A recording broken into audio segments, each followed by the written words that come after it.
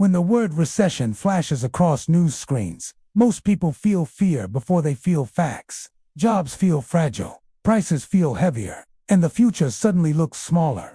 But here is the uncomfortable truth almost no one talks about openly. Recessions are not just economic accidents. They follow patterns, and governments around the world have a playbook they quietly pull out when things start to fall apart. A playbook that rarely makes headlines in full and almost never gets explained in simple language to ordinary people. Think about this for a moment. Every major recession feels different on the surface, yet the responses from governments feel strangely familiar. Interest rates go up or down suddenly. Money gets printed. Bailouts appear for large institutions, while regular people are told to tighten their belts.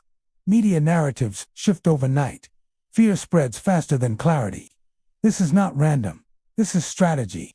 The first move in the recession playbook is managing fear, not fixing the economy. Fear is powerful because it changes behavior instantly. When people are scared, they spend less, save more, and stop taking risks. Governments know this.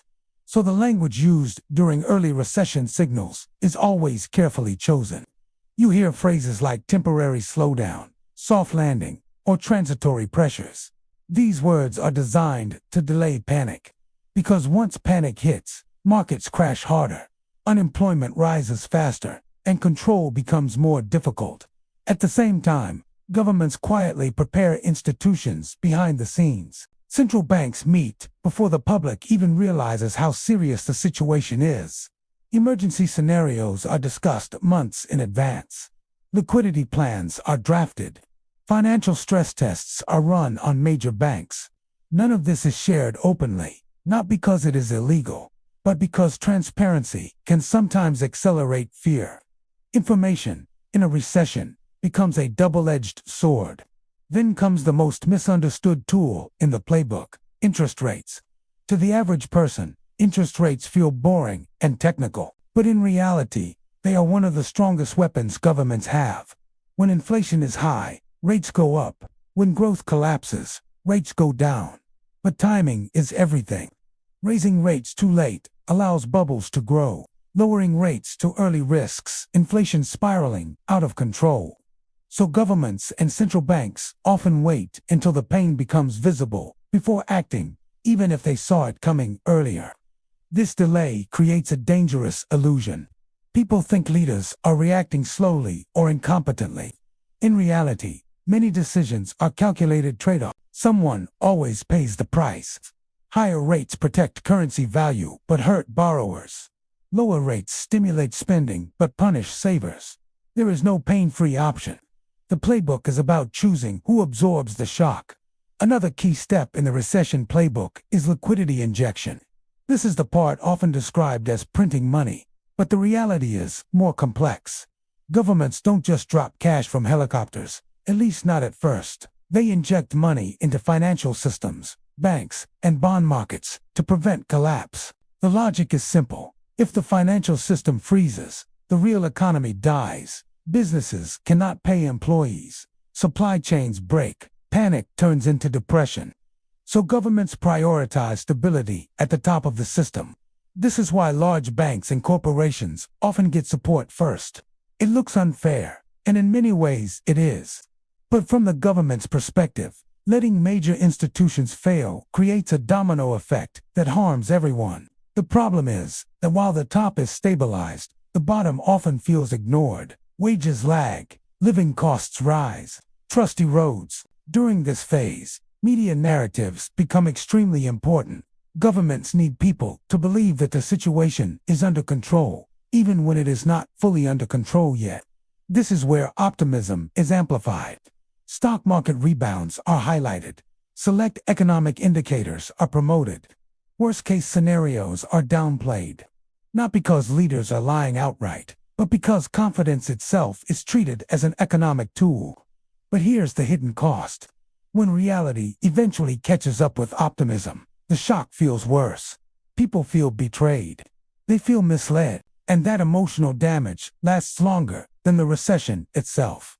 This is why public trust tends to collapse after major economic crises. Another chapter in the playbook is fiscal stimulus.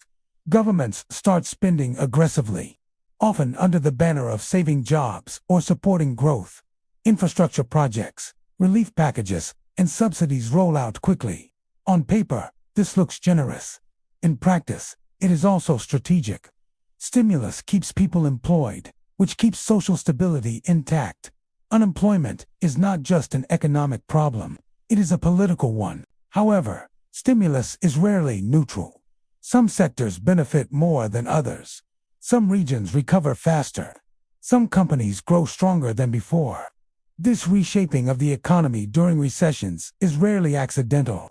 Crises are opportunities to redirect economic priorities. Green energy, technology, defense, healthcare. These sectors often receive disproportionate support, shaping the next economic cycle. While all this is happening, another quieter strategy unfolds: debt normalization. Governments already carry massive debt loads. Recessions make them bigger. But instead of paying debt down, governments often allow inflation to reduce its real value over time. This is one of the least discussed aspects of the recession playbook. Inflation quietly erodes debt, but it also erodes savings. Those holding cash lose purchasing power. Those holding assets often survive better.